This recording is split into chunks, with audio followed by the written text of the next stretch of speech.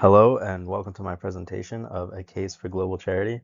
Here I'll be discussing Peter Singer's famous shallow pond analogy from his 1972 paper, Famine, Affluence, and Morality. I'll conclude that we should all feel strongly compelled to give at least 5 to 10% of our wealth to the seriously less fortunate abroad. Should be a fairly short video, hopefully no longer than 20 minutes, depending on how long it takes to go through each possible reply to the argument. So here's Singer's hypothetical. You're taking a walk one day, passing by a shallow pond, when you notice that a small child has fallen into the pond. They appear to be drowning. You're wearing a pair of shoes and some pants you quite like, and the only way to save the child's life is to wade into the pond and ruin your shoes and pants.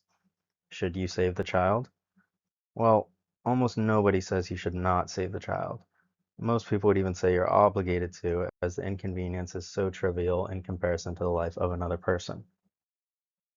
Well, this isn't a hypothetical. You live in a world where many people are suffering from malnutrition or dying of malaria, tuberculosis, and other preventable diseases due to extreme poverty. You're much better off than those people are and can often buy yourself various things you don't really need. You could give some of your money to charitable organizations like UNICEF, GiveWell, or the Against Malaria Foundation, which would help save some lives. But doing so would mean giving up some luxuries you enjoy. So, should you donate to charitable organizations which aid the global poor? Well, if the two situations are analogous, that is, if those dying of preventable diseases or malnutrition are relevantly analogous to the drowning child, and giving up some luxuries you enjoy is certainly trivial in comparison to people's lives, it seems just as straightforward that you should donate as it is that you should save the drowning child. But most people don't give anything. Why is this? Are there any good replies which justify this inaction? Well, I say no, and my conclusion will be that we should all allocate at least 5 to 10% of our wealth to the less fortunate abroad. So I'll be overviewing 12 possible replies, which seek to say that Singer's shallow pond thought experiment is not analogous to the real world situations of some of the global poor. Um, I'll list a reply like I did possible replies in this slide and offer responses in bullets like I'm doing now. If there's not enough space to do so in one slide, I'll make a new slide labeled reply X continued or response to reply X. And really the principle that we're supposed to draw from Singer's shallow pond is this. If you can save a life for a relatively small cost to yourself, you should seriously do so. If you think you're obligated to save the drowning child in the shallow pond, you should similarly think you're obligated to save some of the global poor. The first thing people usually say when presented with Singer's argument is that they're just not sure where their money's really going to go. Is it really going to help the poor? What if the charity just keeps the money for itself or sends it someplace else? But wouldn't this just be reason to develop organizations which will use the money for what they say, and independent groups which will consistently review these organizations to make sure that they're doing what they say they're doing? Rather than just completely ignore the problem or, ignore the drowning child. The effective altruist movement is actually their whole purpose is doing exactly this, making sure that these organizations do what they say and in an effective manner. Obviously don't just donate to some random website. Plenty of reputable organizations exist. The UNICEF, for example, is a very famous poverty relief organization started by the UN in 1946. They're present in 192 countries, have been running for 70 years, and are consistently reviewed, and they've been proven to produce very effective results. Charity review organizations like GiveWell specifically monitor the cost effectiveness of charities. If this truly is your main concern, just go to givewell.org and donate to the charities they list as effective. Um, I mean, if we just, think about this for a little bit, if a charity's been running for decades upon decades and they're producing results in an area, so for example, if they say they're using your money for malaria nets in sub-Saharan Africa, and subsequently over the past few decades, malaria rates are going down, where they say that they're trying to prevent the spread of malaria, then I mean, we can kind of infer that they're doing what they're saying they're doing. And there are so many independent organizations which review what these different charities do that there's just, I mean, there has to be like a whole network of global charity corruption that's somehow producing results, but they're really just taking your money. So, yeah, this just isn't what's going on. The second thing people usually say is just that there's other people who could help, some of them millionaires and billionaires with much more to give than they do. Well, I forgot to mention something about the situation. You're just about to wade in to save the child from drowning when you notice that there are so many people standing around the pond doing nothing. Some of them don't even have nice shoes or pants on, so they have even less to lose than you do. Because of your frustration, you keep walking and leave the child to die. Sounds good? Well, presumably not. Even if there were, say, 400 people just standing around on their phones, walking, doing nothing about the kid, you're going to jump in and save the kid. In reality, you're probably going to want to tell everybody, hey, what the hell are you guys doing? There was a drowning kid here. You guys should also help. Presumably, this is the same thing you're going to want to do in the real world. Hey, guys, there's a bunch of dying people of easily preventable diseases and malnutrition and what have you. And, shouldn't you guys be helping out just like I am? The third thing people usually say is there are so many poor people, we can't save them all. My contribution would barely be anything. Well, all right, let's consider this for a second. You're about to go save the child, but I come along and say, hey, don't you know there are actually thousands of ponds around the world where children are drowning? You can't save them all. Realizing you can't save them all, you decide there's no point in saving the one you were about to save, and you continue your walk, thankful I came along and prevented you from ruining your nice shoes and pants. Does this sound good? Well, probably not. Really, again, you'll probably want to drive to at least a few more ponds and save at least a few more drowning children. Perhaps you'll even make a routine out of it. You'll probably want to tell your friends about it, so hopefully they'll help too. The drowning child is right in front of me. People in need abroad are not. Just why does this matter at all? Distance, it might affect your ability to emotionally appreciate their plight, but it doesn't at all affect how important the needs of the global poor in fact are. You can imagine if you took a plane to Somalia, would the plight of the Somalian child now be worth more than the life of the drowning child you came across on your walk? Would their situation suddenly become more morally urgent now that you took a plane on over there? All right, well, let's set that aside. Imagine you're in your living room and you see a live video of a child drowning in a pond in another country. So this time you're not walking by, the child's not in front of you, but you just see it on a live stream in another country, wherever you can imagine any country. There's a remote in the mud 20 feet away from you, and clicking a button on it will release a life preserver into the water and save the child. But you'll have to ruin your shoes to do so. Should you? Well, obviously yes. And a reply to what I said on the last slide might have to do with what you can actually do to help. Well, first, this is now separate from the moral worth of each child's respective suffering. And second, if distance had an impact on how effectively we could actually help someone, definitely doesn't anymore in the modern world. I mean, even when Peter Singer wrote his paper in 1972, the observers and supervisors that were stationed by famine relief organizations could direct your aid to a refugee in Bengal almost as effectively as we could get it to someone in our own block. Because I mean, they're stationed there, and modern technology, communication, we can solve things pretty quick. So no, this reply does not work either. All right, reply number 5. I'm saving them just for them to live a poor life. Well, is this really what we want to say that it'd just be better that they would die? I mean, this seems odd. But all right, so let's imagine you were about to save the child, but I came along and told you that the kid will be sent back to sub-Saharan Africa where he is from upon you saving him. You then think, he's probably going to live a poor life. I should just leave him here to drown. Uh, I don't think anybody would do this, so next one. All right, the problem with the third world is that they just have too many people. Saving lives there will cause population increase, which will just cause more suffering and death in the future. All right, you were about to save the child. But I came along and told you that the kid will be sent to Bangladesh next week. You think, hmm, Bangladesh has too many people as it is. So you just keep walking and leave the kid to die. Well, again, obviously, this is just not what anybody's going to do. And anyways, this is just not true. Poverty causes fertility, not the other way around. When income goes up, people have less children, not more. And the more prosperous nations in the world actually have birth rates below their death rates, and their birth rates are significantly lower than those in impoverished nations. All right, number 7. It's their job, not mine. Well, really, this is just as good as saying the child should have learned to swim. And there's a very low chance the poor conditions one finds themselves in the third world are due to their current generation, let alone themselves individually, and let alone children. This reply really kind of just stems from it's a similar reply people give when discussing welfare in the United States or something like that.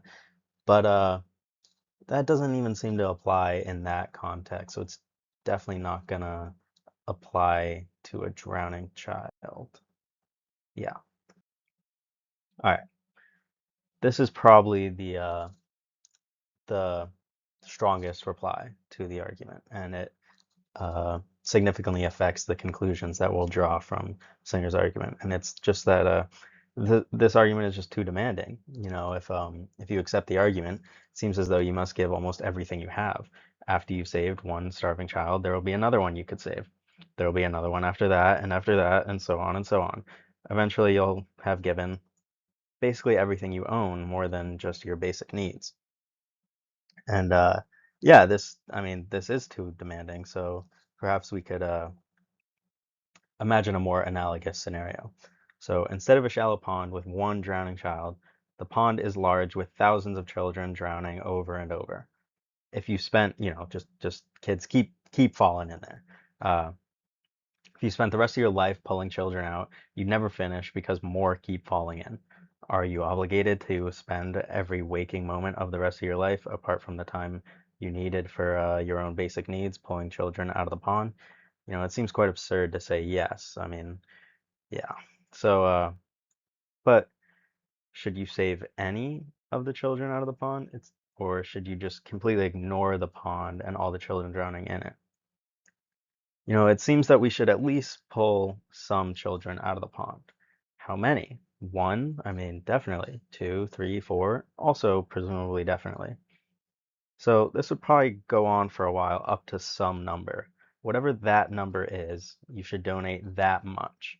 And that number is presumably going to be the number right below the number that begins to feel like a significant sacrifice. So you should donate to effective charitable organizations to save people from dying by very preventable causes up until it becomes a very large sacrifice to you. All right, reply number 9. In the puddle scenario, I'm rescuing the child from drowning, but global aid usually works on prevention, long-term development, infrastructure, vaccines, and so forth. Well, it's just not too clear why this is even a relevant distinction. I guess it would be that our intuitions regarding an immediate emergency don't exactly apply to funding long-term programs.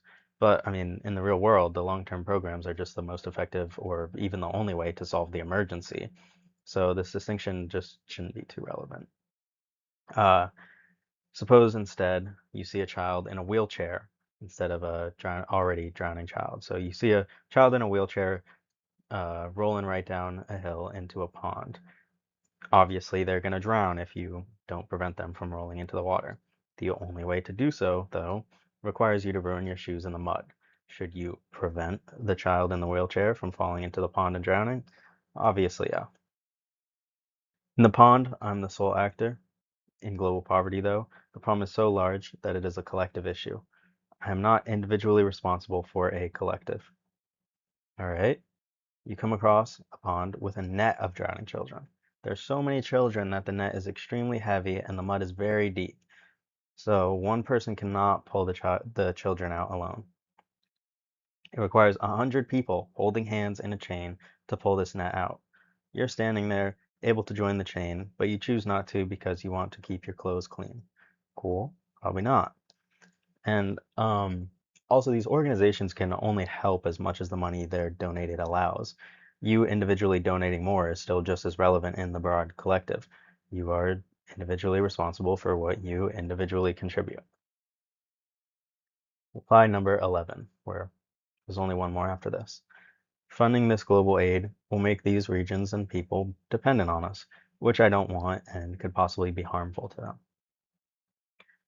Well, then just focus on donating to causes like vaccinations or malaria prevention nets. You don't need to fund the kid's college after you just make sure he doesn't die of drowning. You might want to make sure that other kids know how to swim, or you might want to put some fences around the ponds near children or invest in life preservers. But yeah, you don't have to, you don't need to do any more than that. Uh, and this concern really just seems more targeted at government funded and directed aid rather than voluntary charitable organizations or non-governmental organizations anyways. It's also not clear that this is even true because, I mean, you can't have a productive and growing economy if your workforce is constantly sick or dying. And if the economy isn't constantly sick or dying, presumably they will become less dependent on foreign aid. And many countries have successfully graduated from aid. Since 1960, the IDA has helped 36 countries eventually be able to finance their own development and integrate into the global economy. And many of those 36 are now donors to the IDA themselves. Reply number 12. We have problems at home. This is the last reply I'm going over here. Um, well, cool, then direct your money to local charity and problems in your country. If that's what you take from this presentation, that you should donate to charity in your country, that's good enough for me. Now, hopefully over time, you'd have enough to do both. Over, say, the course of a decade, you should be able to donate to all the causes you care about. Um, but there's also some perspective worth noting here. If you live in the United States, even the people uh, below the line of poverty, which is just $16,500 annual income for a one-person household, they're still richer than 85% of the world. So your money is presumably going to be put to better use abroad. Building on that last point, it's no question that us in the affluent world are very significantly better off than those in the non-affluent world. But it's worth really putting the severity of global poverty and the significance of our comparative wealth into perspective. So you can go on the How Rich Am I website and input your country and income, and it'll tell you how rich you are compared to the rest of the world. And if you live in the United States by yourself and you make just $39,000 annually, you're still richer than 96% of the world.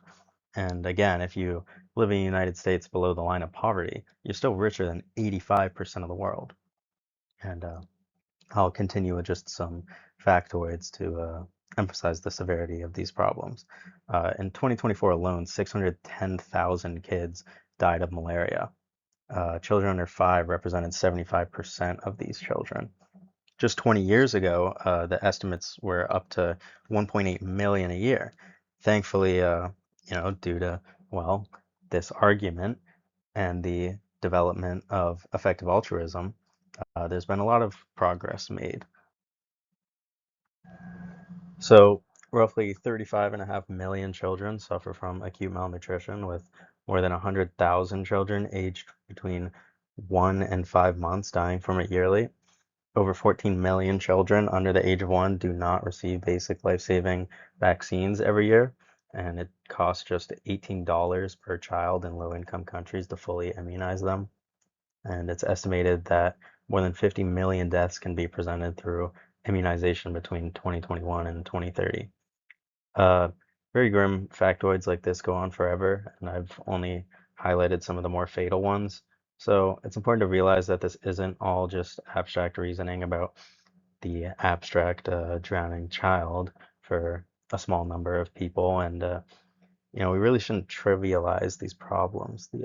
The non-hypothetical is, in fact, infinitely more concerning than the hypothetical situation of the drowning child. So, in conclusion, Singer's famous drowning child argument makes a very strong case for charity. If you saw some children drowning in a pond and you could easily save them at a small cost to yourself, you would and should. Just as you would save the drowning child, you should also save some of the global poor. You should donate to charities that will do the most good for the money. Organizations like GiveWell and Effective Altruism Funds can help you do this. Uh, How much you should donate presumably depends on how much won't significantly affect you by losing. And perhaps even this is too demanding, but presumably just 5 to 10% of your wealth is a reasonable benchmark for people to allocate to this cause. This is life-saving and life-changing money for people in extreme poverty abroad, and this is just at the cost of a minor, if any, lifestyle change for us in the affluent world. Bare minimum, you might just pause at buying the newest and most expensive item, whatever it may be, as at least some of that money could have gone to pulling a drowning child out of a pond, which you would and agree you should do. So whatever isn't too demanding, you should donate. You should all read Peter Singer's paper that I'm referencing here, Famine, Affluence, and Morality. And he's got a book, The Life You Can Save, Acting Now to End World Poverty. Uh, It really just expands on the original paper and gives some more relevant information. It's very short and easy and digestible book. And I believe he's got a free ebook version you can download from his website. So yeah, you should read that too. And if you can, pick up Michael Huemer's Knowledge, Reality, and Value, a Mostly Common Sense Guide to Philosophy. He talks about topics like this, and just it's a good introductory book to these types of things. And I borrowed some of the replies that he offers in there. So, yeah, thanks for watching.